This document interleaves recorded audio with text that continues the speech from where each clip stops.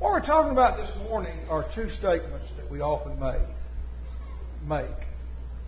One of those statements is, I need to, and one of those statements is, I want to. They're totally different statements. Now, let me kind of illustrate that to you.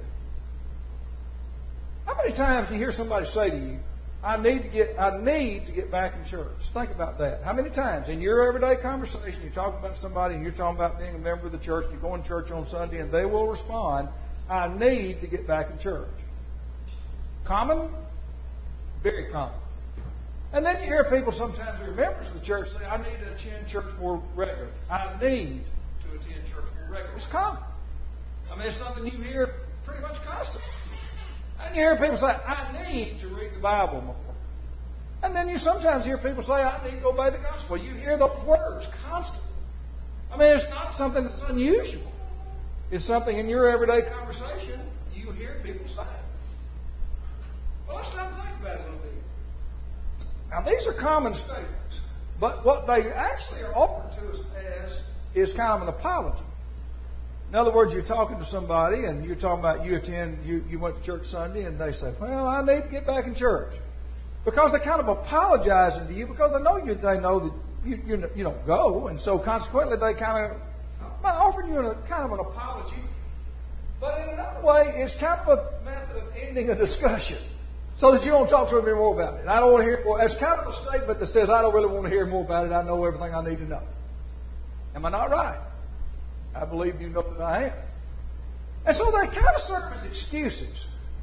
Because, excuse, a lot of people don't realize, excuse has a meaning, and it means an excuse is something that's intended to excuse me from responsibility. That's what it's for. And so what we're trying to say really is, if I can just put this out of my sight, then it's out of mind. I mean, how many things do you see in life that you just cannot bear to look at? And you think out of sight, out of mind. And you don't want to see that again. And so you just close your eyes and you pretend it doesn't exist. Small children do it all the time. I mean, it's a common thing that small children do, is they close their eyes and just sit there and pretend it doesn't exist, as if that relieves them of the danger, and it actually doesn't. So it's kind of need to understand those two words, I need to, or those two phrases, I need to and I want to, and how different they are. Let's think about it. If we look at I want to, when someone says I want to do something, then what they, in most cases, are saying is, I'm really seeking an opportunity to be able to fulfill whatever I'm talking about wanting. So, I mean, it's pretty common. You hear people say, well, I want a new car. Sometimes it's just wishful thinking. Sometimes what they really mean by that is, I'm looking on the internet, I'm looking at all the car dealers, and I'm trying to want one for find exactly what I want, I'm going to get it. That's what they mean. I need a new car. May just be, I'm not going to think about that anymore. That may be what it means. I want to generally means, you know what, I've got some interest in that. And I'm looking for an opportunity. And when the opportunity comes, I'm going to jump on that. People often say, and I've heard this statement I don't know how many times from various members here, we do what we want to do. And that's really the truth. We do. When it comes down to it, we do what we want to do.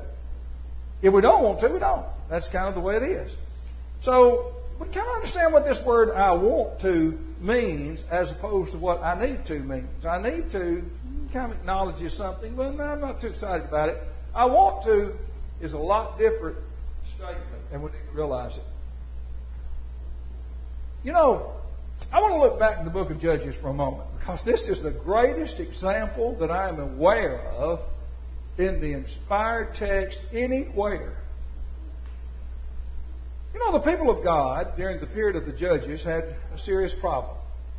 They refused to be faithful to God. And because of that, God would bring various nations up against them to wreak havoc upon them, to try to teach them that you need to turn back to God. But the problem was they didn't learn much. And so consequently, they kept repeating that over and over and over and over again. Well, in this case, we're talking about Gideon. Now, he had another name that we don't generally call him by, as a Zerubbabel. His name was Gideon. that we call him by, and all the people that were with him, he had a big army. They rose up early and pitched beside the well of Harod, so that the host of the Midianites, which were the enemies at that time, which were on the north side of them by the hill of Moriah in the valley. And the Lord said unto Gideon, the people that are with thee are too many for me to give the Midianites their hands. Because what he was saying was, if I allow you to conquer them now, you just say I had a strong army, so I conquered them. So I'm not going to allow that to happen. I'm going to reduce your army, and then I'm going to say it was me that caused you to survive. And he's right. But he said, they're just too many. Let Israel vaunt themselves, saying, mine own hands have saved me. So then he said this to them. Now therefore go to the people, go to proclaim in the ears of the people, saying, whosoever is fearful and afraid, let him return and depart early from Mount Gilead. And they returned. What he really was saying is, tell everybody that doesn't want to be here, go home. And they returned of the people 22,000. And there remained 10,000. 2 to 1. They didn't want to be there. Now, I don't know of a better illustration of the point. Why did they go home? They didn't want to be there. 10,000 that stayed, why were they there? Because they wanted to be there. Now, I have a feeling that if you'd talked to one of the 22,000 days before, say, I need to defend the country of Israel. Do you want to go home? Yeah, I'm gone. You kind of see the point, the difference between I need to and I want to, and there's a perfect illustration there. Now let's look at Jesus and the feeding of the 5,000. That's an interesting occurrence. In John chapter 8, Jesus fed 5,000 men. Now it is assumed by most that men, this is a masculine pronoun, meant the men. It didn't include the women and children. Now that may or may not be correct, but that is the common understanding of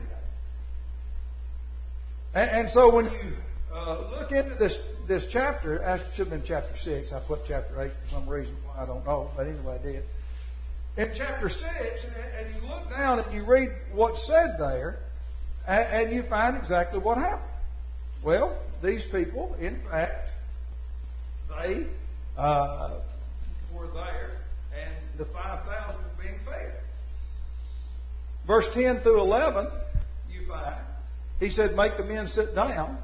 Now there was much grass in the place, so the men sat down and numbered about 5,000, and Jesus took the loaves and he fed them. We know that. Well, if we skip down to verse 25, they're looking for Jesus again, same crowd. And when they found him on the other side of the sea and said unto him, Rabbi, when camest thou hither? Jesus read their minds. He didn't have to wait for them to tell them what they were looking for. He said, verily, verily, I say unto you, you seek me, not because you saw the miracle, not because you're interested in any spiritual experience, but because you did eat of the loaves and were filled. Then he said, labor not for the meat which perisheth, but for that meat which endureth unto everlasting life, which the Son of Man shall give unto you, for him hath God the Father sealed. And then began an extended discussion of a number of different things that they had a pretty hard time with. And so what happened when you get down to verse 66, well actually verse 64, these people began to have a problem with what he was saying. They didn't quite go for it. I mean, we came here to eat. We didn't come here to hear you talk about the living bread and the living water. We didn't come to hear all that blood and the blood. We didn't come for that. What we came for was to eat. And so verse 66 says, from that time many of his disciples went back and walked no more with him. In other words, now we're to the point that what do I want to do? Well, I wanted to eat. But there's no food here, so I'm going home. Now, that's really what happened. So, how many people were left? I don't know the answer to that. I know that Jesus then turned to the 12. Now, you went from whatever number, I don't know, 5,000 plus women and children, if that be the correct understanding. 5,000 at least. How many, I don't know. And you're down to 12. And he said, will you also go away?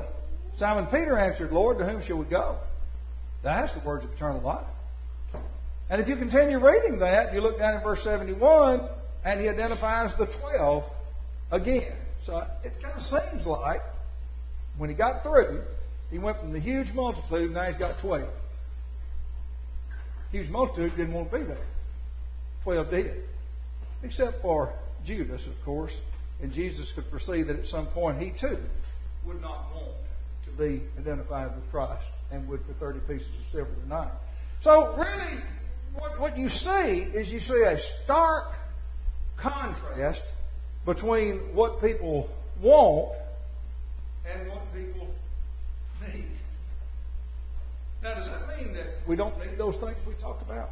No, it doesn't mean that. But what it does mean is that sometimes needs and wants get very confused. You know, there's an old saying, and it says, you can give a man a fish and feed him for a day. You can teach a man to fish and feed him for all of his life. It's true. And why do they say that? You know, in our country, we've just gone through a tough time. So they gave out money. And people got checks. We got 2 of them. Never could figure out why. Never missed a day's work. But they didn't take the time to figure that out. They just handed it out like candy at a parade. But anyway, we got checks in the mail. Let me ask you a question. Do you think that every penny that was sent was spent to provide people's electric, water, rent, food, and medical? I don't. Do you think a huge amount of that money was not spent on marijuana, alcohol, pornography? I do. And even in your own home. In your own home. One of the most common statements that people make, and we really need to be careful about it, when you say, I didn't have time. Now you think about that. Didn't have time. What time do you have? You have 24 hours a day. What time do I have? 24 hours a day. What's the difference in the way we use our time? What we want to do with it?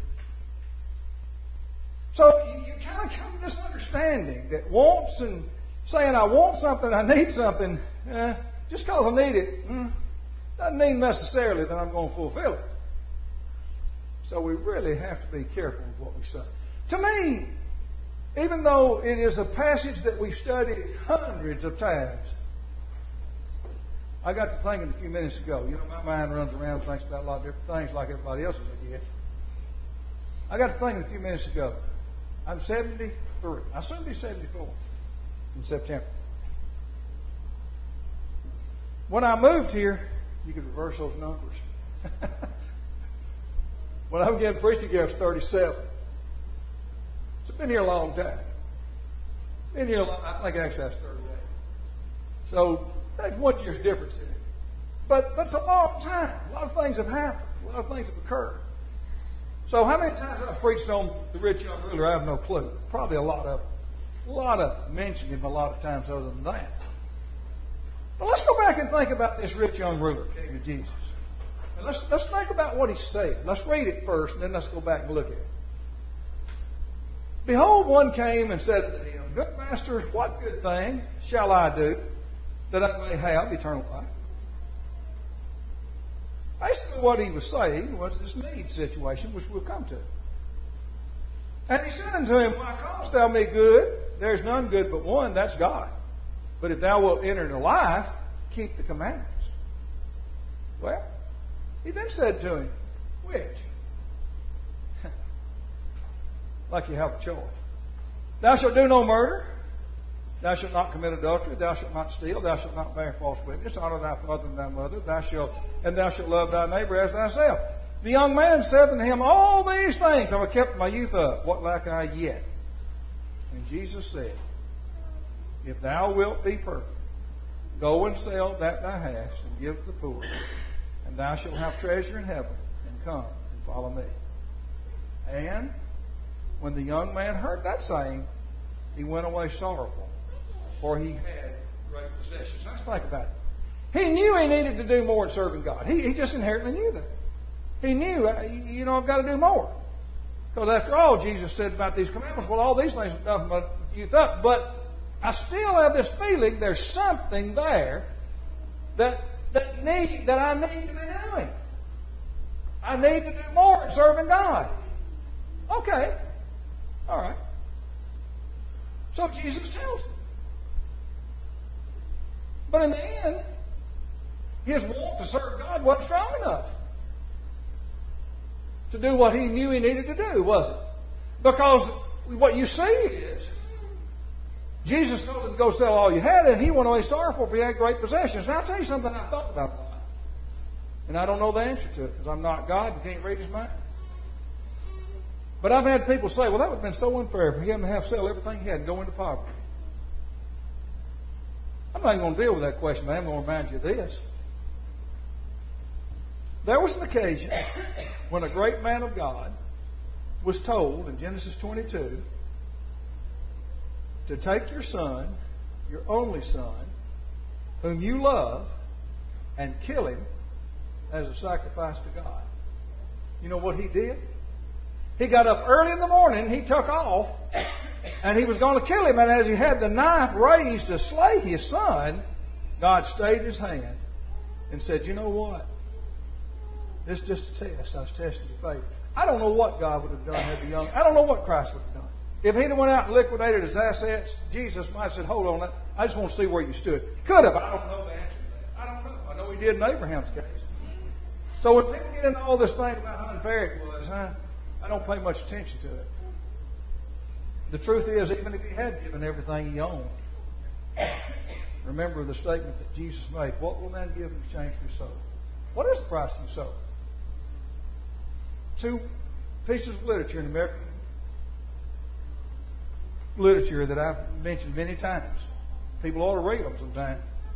One's The Devil and Daniel Webster, the other's The Devil and Tom Walker. You ought to read them because they're talking about this exact point. What would you give in exchange for your soul? Think about it. All right.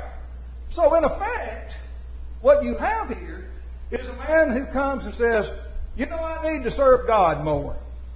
Jesus said, okay, here's the way you do it. No, I'm not going to do that.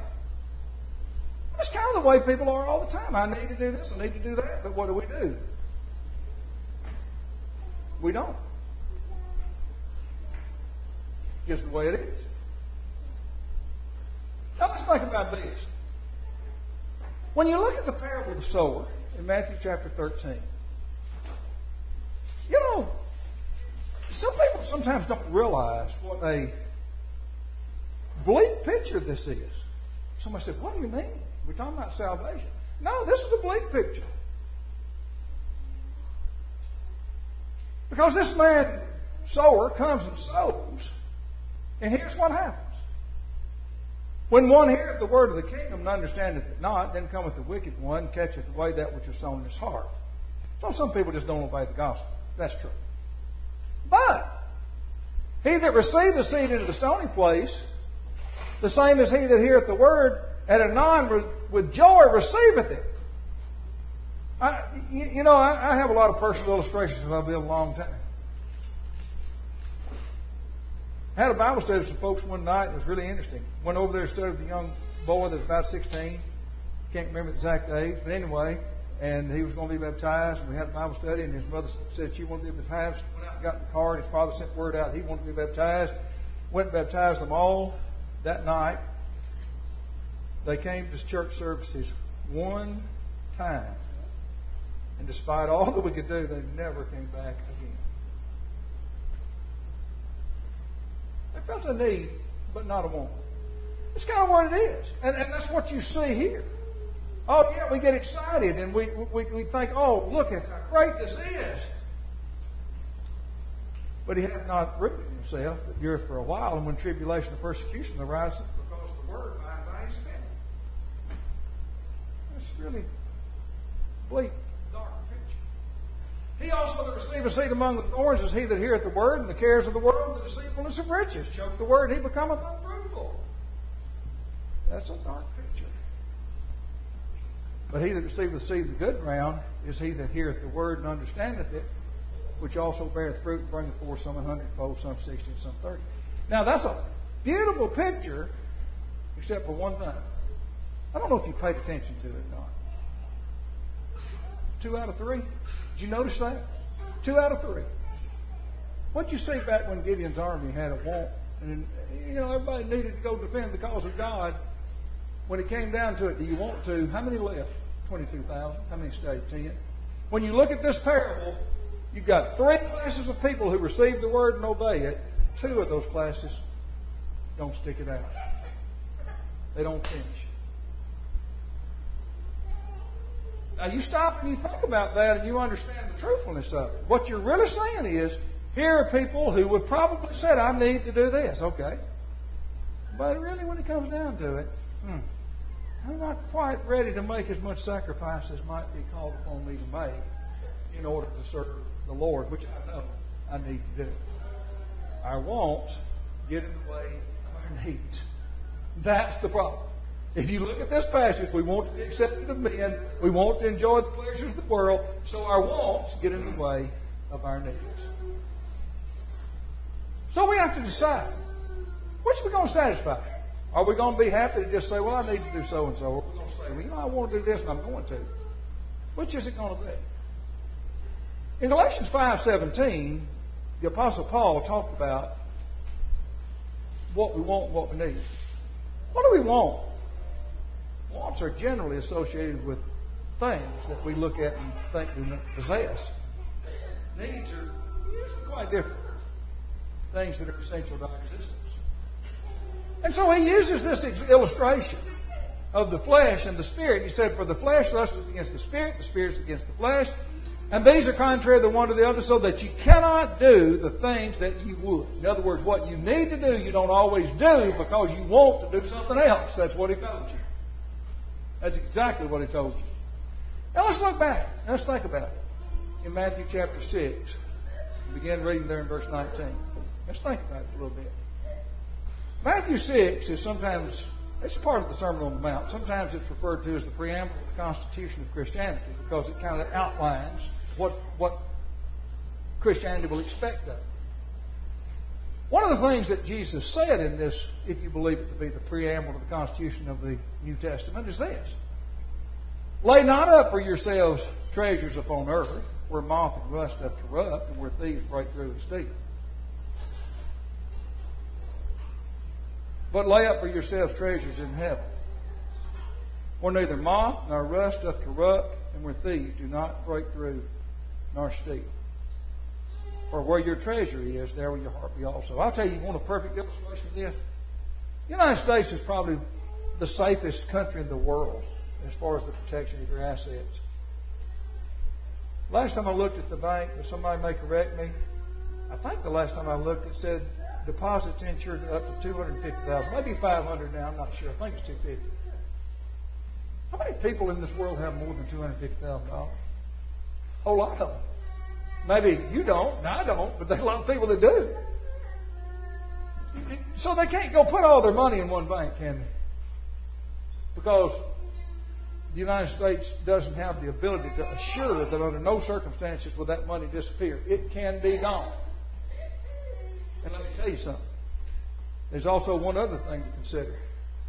You ever watch the episode of Andy Griffin where the old man has a box full of bonds that were issued by the Confederacy? And what were they worth? Nothing. So when you look at what we're told now, that our deposits are insured up to $250,000. We have two great enemies in the world today. Greatest probably China. If they were to conquer us, what would that promise be worth? Nothing. So the truth is there is no protection anywhere of physical assets. Now that's the truth. And that's what Jesus said. What about spiritual assets? What if you lay your treasures up in heaven? You remember what John 10 says? John 10 said, no man can pluck him out of his hand. No man. You know, children are so confident in their parents. You ever notice the first thing they do when they see a stranger is they run and grab their parents' leg? They think their parents can protect them against anything, but they can't. They may try, but they can't. But God can. Something to think about. Something to think about.